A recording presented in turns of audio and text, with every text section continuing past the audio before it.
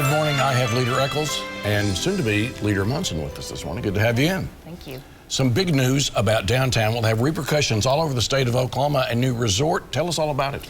Yeah, we're very excited. The legislature several years ago put the First Americans Museum, gave that from the state of Oklahoma to the city of Oklahoma City. It was a bill I supported. The city is better at building museums than the state of Oklahoma is, and they've done a really good job. What's exciting now is the Chickasaw Nation is coming in, is going to build a full resort around the museum. It will bring great tourism dollars. As an Oklahoma City guy, very excited to have this happen. It is not a casino. There will be no casino put inside Oklahoma City, but there will be an incredible resort put in by our neighbors.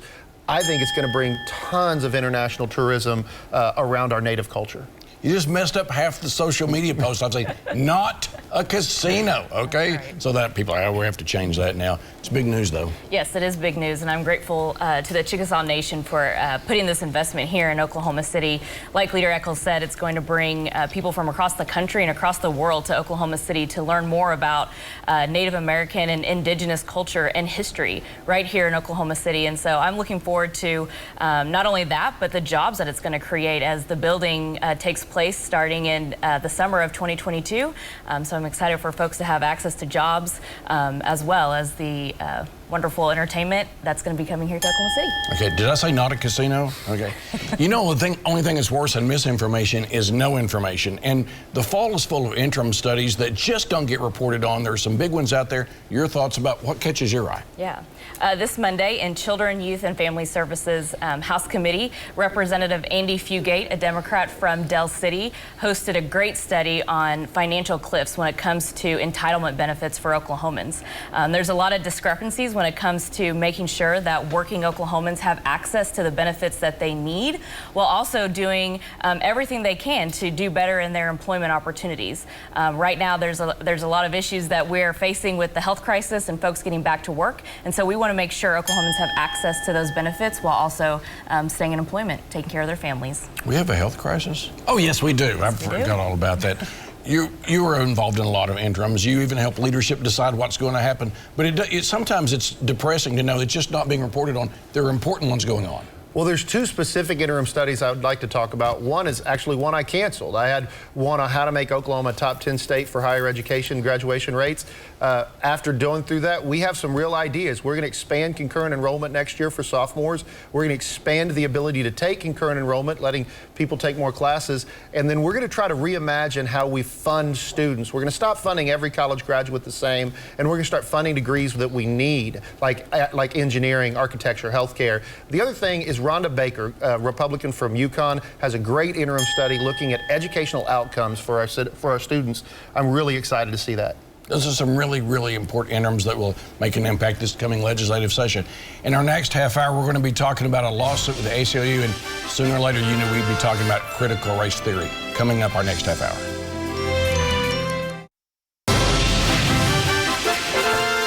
And we're back, part two of Your Vote Counts. Thanks for coming back with us. We're talking, the first segment was kind of uplifting and great news, but there's some really not great news in this next level.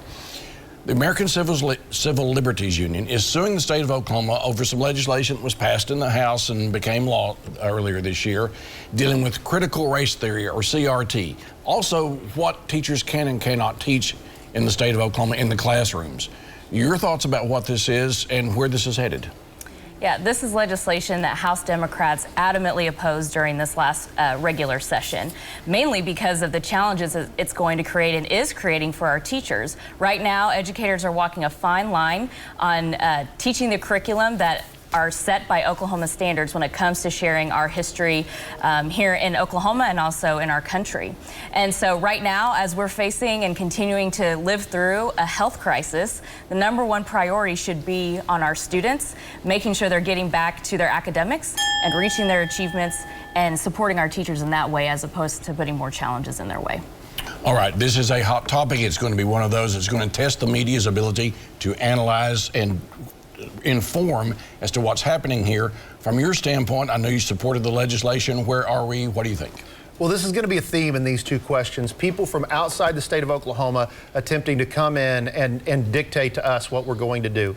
This lawsuit is ridiculous. They're being disingenuous, if not flat out lying about what the law actually does. What the law says is you can't teach that any race is better or worse than another race, and that you are not responsible as an individual for things that happened in the past. It doesn't ban the teaching of our history. It doesn't ban the teaching of American history. It's an incredibly important thing that we need to continue to teach, and it's not that hard to apply. What has happened is the ACLU has come in and decided they want to tell the state of Oklahoma what to do. I think the lawsuit's going to get thrown out.